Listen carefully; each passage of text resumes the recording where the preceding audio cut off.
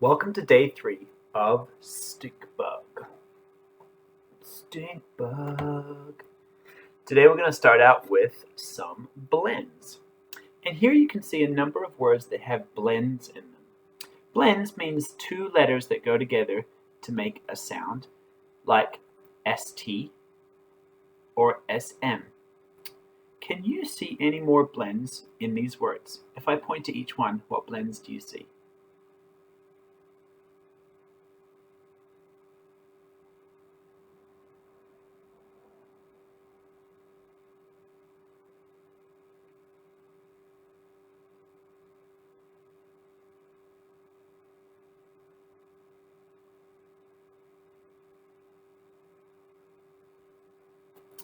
Okay, so in these different words, you can see that there are different digraphs and different blends. So one thing I didn't mention was a digraph, which is down here, and also, where's the other one?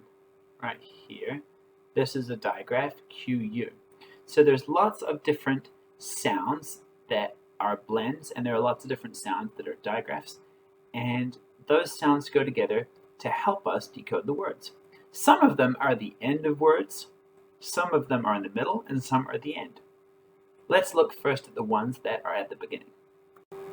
I've grouped the words together that have similar beginning blends, like ST, oh my goodness, finger's not in front, ST, st, st. Over here, we have the digraph TH, which makes the sound or the. What else do you notice? Here we have sm and sn. Do those sound the same? But they're not exactly the same, are they? And for this one we have dr, which is a little bit of a tricky one. Now I want you to take a look and see if you can see end blends. Look at the end of the word stink. St, I, nk, stink. You can see that it has an end blend, nk. Same with drink, has an end blend, nk, and think. So these words would actually all rhyme. Stink, drink, think. Sounds like I'm making a poem. Stink, drink, think. Is that the name of a book? Oh no, that's like eat and pray. Never mind. Stink, drink, think all have ending sounds the same.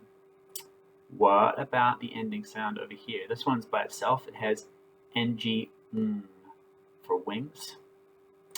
These ones have double consonant blends, l and f. Now, do you notice anything else? Any other blends or things that you might see? Finally, I got rid of a few of the words, so you can see that WITH has the sound th at the end of it, whereas all these other words have at the start. And then we also have QU in the middle of liquid. Let's take a look at some punctuation in the story. I'm going to read these sentences, and then what I want you to do is see if you notice how the punctuation changes the way you say it. So we have, look, can you see a hidden stink bug? Yes, this is a stink bug. Can you see its wings? Sniff, sniff, sniff. Now, let's start with just this top one. You can see an ellipsis right here. It says, look, can you see a hidden stink bug? What it's doing is capturing your attention and telling you that there's more words to come. So we say, look. Usually you see an ellipsis which goes over and the next page will show what you were supposed to look for. So it's telling you there's more to come. Do you see any other punctuation at the top? Yeah. There's a question mark right here, and that's there because it asks the question. So does that change the sound?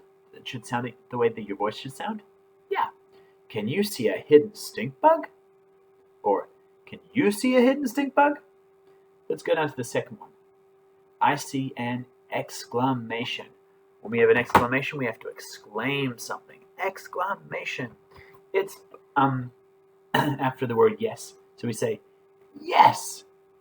This is a stink bug. Can you see its wings? Exclamation, period, question mark. it changes the sound of all these sentences. Listen carefully as I say the sentences. Yes! This is a stink bug. Can you see its wings? And finally, we have 2 commas and a period. And so when we do a comma, we need to pause. And for a period, we stop. So it sounds like this. Sniff, sniff, sniff. Did you hear me pause for each one? If there was no period or comma, you would just say sniff, sniff, sniff. But when we put a comma in, it's so that it divides it up to be read in a certain way. Finally, the last thing we're going to do is we're going to look at some vocab inside the sentences so we can use it and see how it works in the context of the sentence. The words are rostrum, liquid, and net-like tips. It's more like a phrase. Let's start with the top one, rostrums. Look at it inside the sentence. Stink bugs drink with the rostrums. Straight away that tells me that the stink bug uses something on its body to drink. We assume it's on their body because we know that stink bugs can't pick up straws, so it's probably not a straw, but it's similar to a straw. And you may have made that connection and said, it's like a straw. Did it say that in the book? No, but you had to infer it. So we see how rostrum, seen inside the sentence, can help us understand it better. What about liquid? Rostrums are for sucking liquid. Oh, this tells us more. It tells us about rostrums, and it gives us a clue about what liquid is. So if you suck liquid, that means it must be something like water or watery, because you couldn't suck chocolate, although that would be amazing. Oh no, I guess you can suck chocolate. Let me give a better example. You can't suck a hamburger. Yeah. So rostrums are for sucking liquid. Liquid must be something that you can suck. Must be something that's watery. Net-like tips. Stink bugs have wings with net-like tips. Net-like tips. In the sentence, I can see that it's something to do with their wings.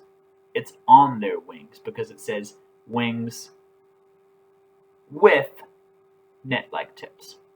When we see their nets, what do we think of when we think of a net? Well, you might think of something like a climbing net or a net in soccer or a net in basketball. Well, that's kind of like what it looks like with stink bugs' wings. All right. It is now time for you to go and read your book by yourself. I hope you've enjoyed reading Stink Bug. As you read, remember today, I want you to be thinking about the different punctuation that we went across. I want you to think about the vocab and also sounding out those blends too. Happy reading!